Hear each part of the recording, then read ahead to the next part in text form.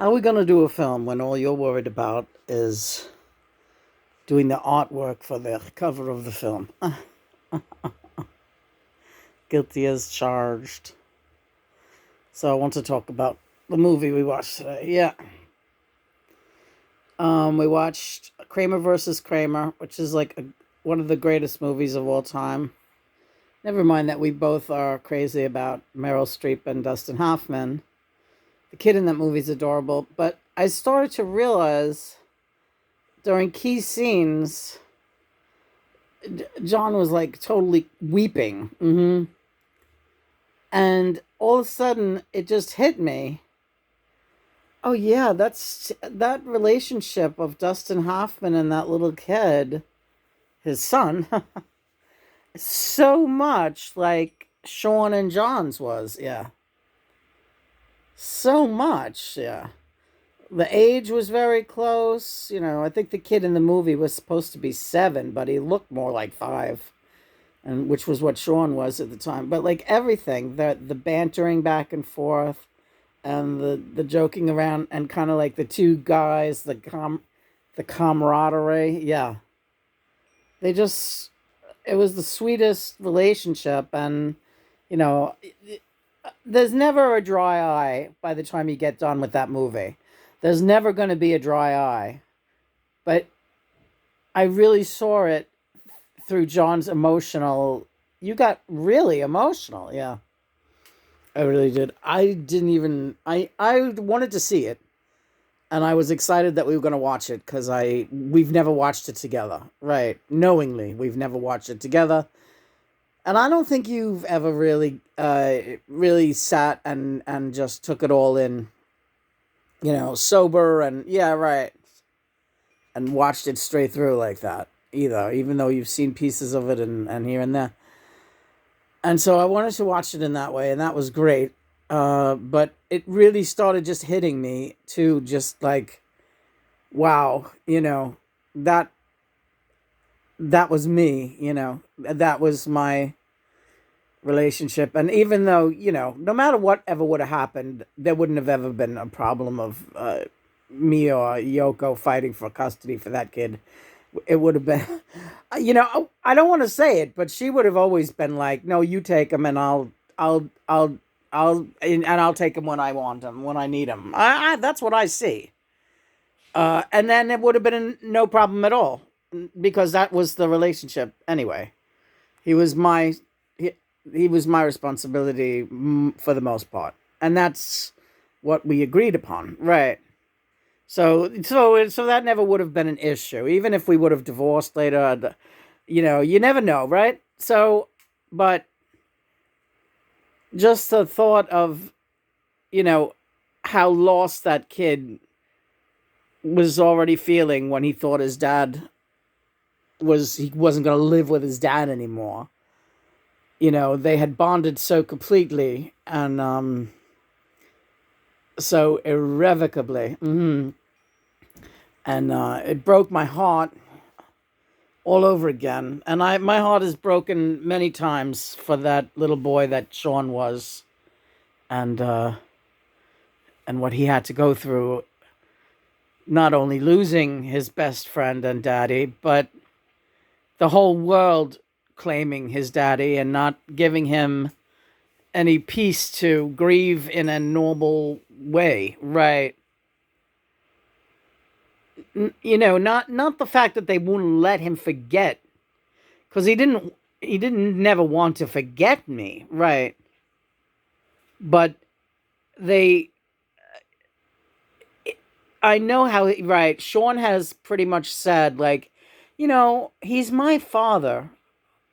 Why does everyone think that they can just tell me about my father? I knew my father. He was my father.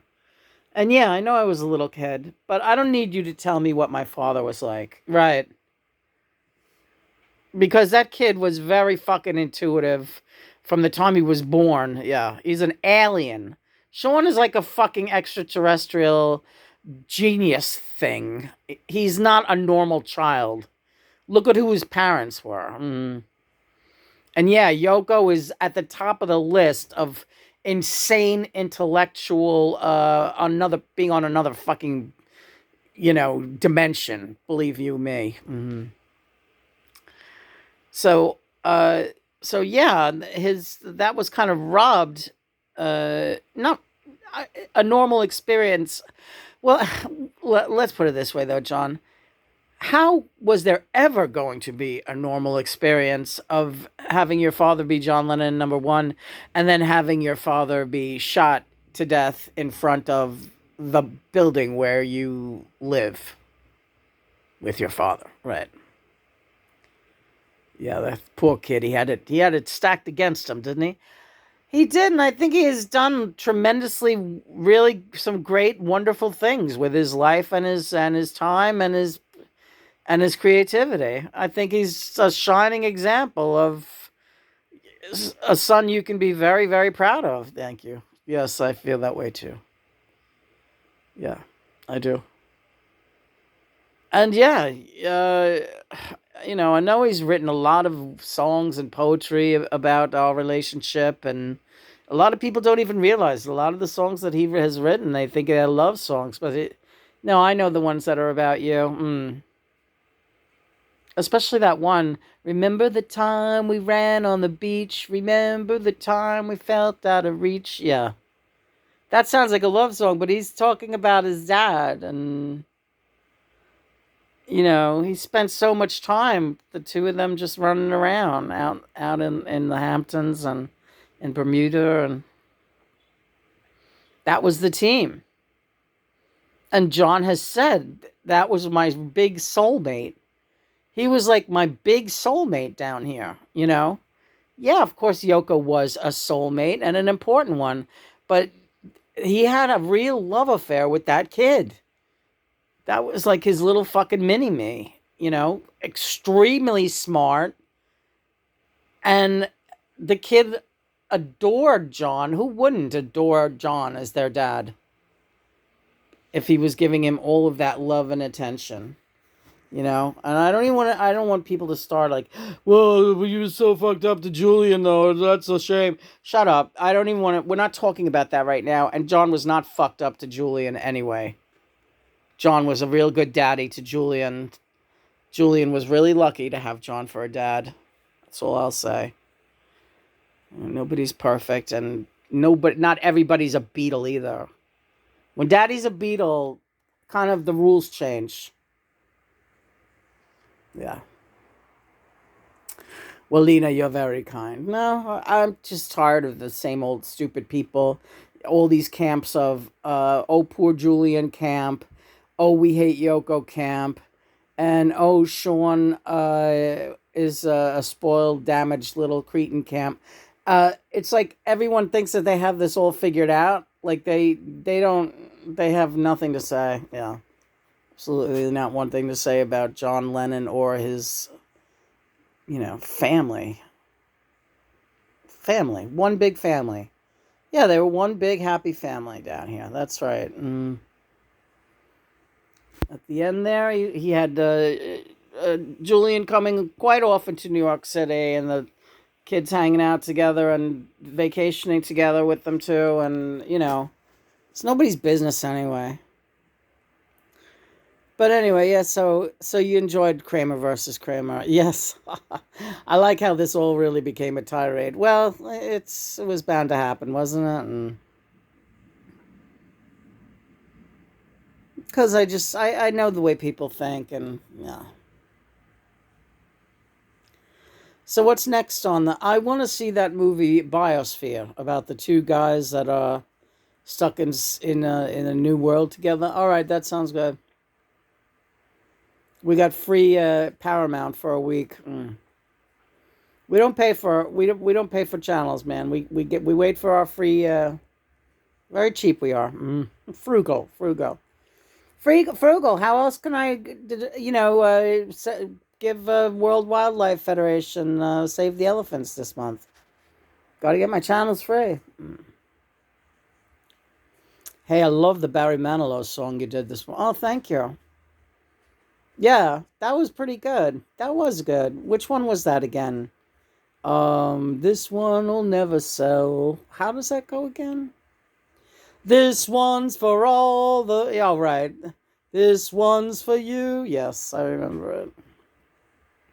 Hey, you know what that sounded like to me? You know what? You know who should start covering all the Barry Manilow songs? Fucking Ringo. Ringo should start doing like Barry Manilow tribute records. Can I tell him that? You can tell him whatever you want. I think it's a good idea. I think Ringo would sing Barry Manilow well. Can we hear something, Ringo? Where are you? She's looking for him with the camera. Oh, where is he? Richie? Yeah. Oh, did you see that light blink? Yeah. Do anyone you want. Do some Barry Manilow right now, Richie. Ringo Starr doing Barry Manilow. Okay. I write the songs that make the whole world sing. See? It's perfect. I write the songs of love and special things. Ringo is perfect doing Barry Manilow. This is the project. You hear me? Posting this video on your page, Richie. He's laughing. He's looking at his watch. I write the songs that make the young girls cry with a little help from my friends. Why am I getting these cramps in my solar plexus? I'm jumping you again. I'm sorry. We wrote about that today. John used to jump me when I would be shopping at like CVS and stuff. People were talking about how the twin flame astral sex can really get heavy. And they're like, wow, has anyone experienced this? My God, has anyone experienced it? I've been experiencing this since 2013, all right? In 2014, I will never forget. Actually, I should show off this little locket. Should I? Yeah. Oh, John, don't show off my... I got no clothes on. Stop it. God. I bought this locket. John made me pick it out after he had sex with me in CVS. Isn't it nice? Yeah. It's like velvet and sparkles, but it's this adorable stainless steel fancy little mirror locket. But anyway, John, this was the first time he ever did it to me. That's why this locket commemorates that. John, while I was walking up and down the aisles of CVS, he just starts having fucking full-blown sex with me. That I had to, like, pull my cart over to the side and, like, lean on it like I was having cramps or something. But I just had to wait until we were done having sex. And I was like, what the fuck? Yeah. And I was like, there's more where that came from, baby. Yeah. CVS drugstore on Rockaway Boulevard. Unfucking believable. And he was like, here, honey, buy yourself something pretty so we remember this day. You believe that? And that's what this is from.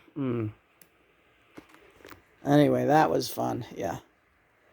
But yeah, that's a very real experience, and it happens, and I'm obviously not the only one who has experienced this. There's lots of stories out there. Go on Quora, check out the Twin Flame forums, check out when they talk about the astral sex thing. That's real.